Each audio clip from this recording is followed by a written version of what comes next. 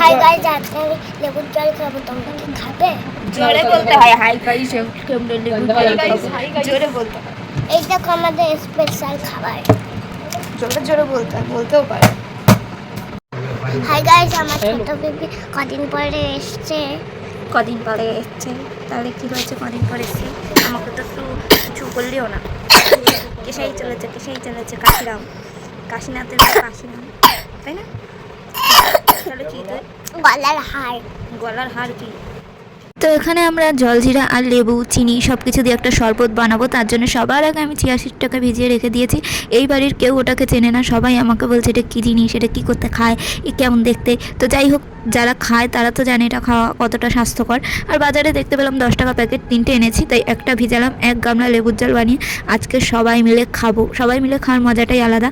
তো এখানে রিয়া আমাকে একটা পাতি লেবু দিয়েছে। জানোই তো লেবুর হাল, মানে রস শুকিয়ে গেছে গরমে, ওরও আর রস নেই শরীরে। তো যাই হোক, যেটুকু জল বেরোয় তার জন্যই আমরা এখানে টক বানানোর জন্যে সাপ্লিমেন্ট হিসাবে জলজিরা ইউজ করব। 3 প্যাকেট প্রথমে এনেছিলাম, বাট 3 প্যাকেটে হয়নি, পরে আরও 3 প্যাকেট আনতে হয়েছে।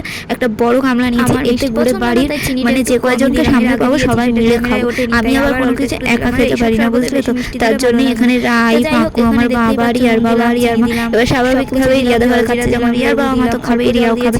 এবার সেই কারণেই ভাবলাম নিচে বসে গুলাই সবার ঘর দিয়ে ঠান্ডা জল, বরফ সব কিছু পেয়ে যাবো। তো সবসময় তো খাওয়া হয় না এইসব জিনিসগুলো, তো মাঝে মাঝে একদিন খেলে কিছু হয় না। আর প্রচণ্ড গরম পড়েছে, আঁকিয়ে এসে একটু 1 গ্লাস নর্মাল জল খেয়েছিলাম, তাই আমার হালুয়া টাইট। তো এখানে দেখতেই পাচ্ছ লেবুর জলটা কীভাবে বলছি। আর পাশে হয়তো অনেক আওয়াজ হচ্ছে, কারণ ঘর ভর্তি লোকজন, তো আওয়াজ তো হবেই। কারণ বৌমাদের ঘরে কারোর ঘরে ঠান্ডা জল রাখে না। এখন মারাত্মক গরম পড়েছে দেখেই সবাই আবার রাখা শুরু করেছে, কিন্তু আমাকে কেউই খেতে দিচ্ছিল না, বলছিল না না খাস না। তারপরে আমি বললাম সবাই গুলছে এক জায়গায়, ওইটুকু জল কলের জলের মতনও ঠান্ডা হবে না।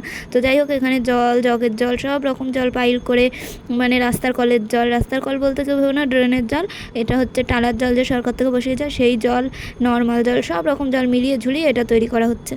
আমাদের শরবতগুলো শেষ, কে কে খাবে তাও ঠিক নেই। এখানে ঘরের মধ্যে সবাই হত্যা দিয়ে মানে লাইন দিয়ে দাঁড়িয়ে আছে আমার বানানো শরবত খাওয়ার জন্য। এবার তোমরা বুঝতে পারছো আমি কত ফেমাস শরবত বানাই।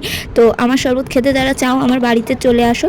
তো ওখানে সব কিছু বলার পর পাকু এসে আমাকে বললো আমি তোমাকে বরফ দেবো। আমি বললাম বরফ ঠিক আছে, অল্প একটু নিয়ে 3-4 কোয়া বরফও ওর মধ্যে দিয়ে দিয়েছি। তারপর ঠান্ডা হয়েছে, কারণ এমনিতে ঠান্ডা হচ্ছিল না।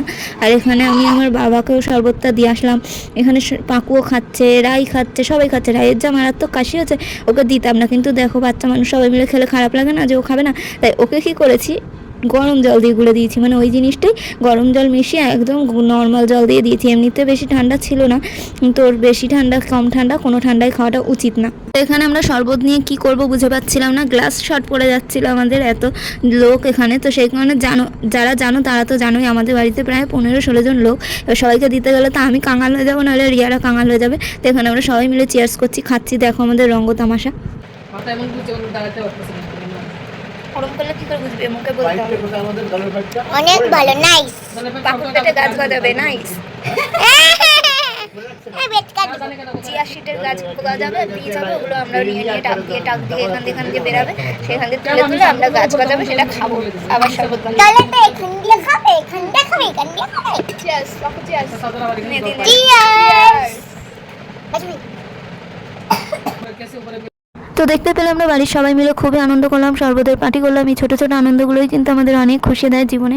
তো তোমরা বাড়ির সবার সাথে আনন্দ করো, গরমে বেশি বাইরে বেরিও না, বাচ্চারা বয়স্করা একদমই বেরিও না, সবাই ঘরে থাকো, আনন্দ করো। এরকম ভিডিও দেখতে হলে ফলো করো, টাটা।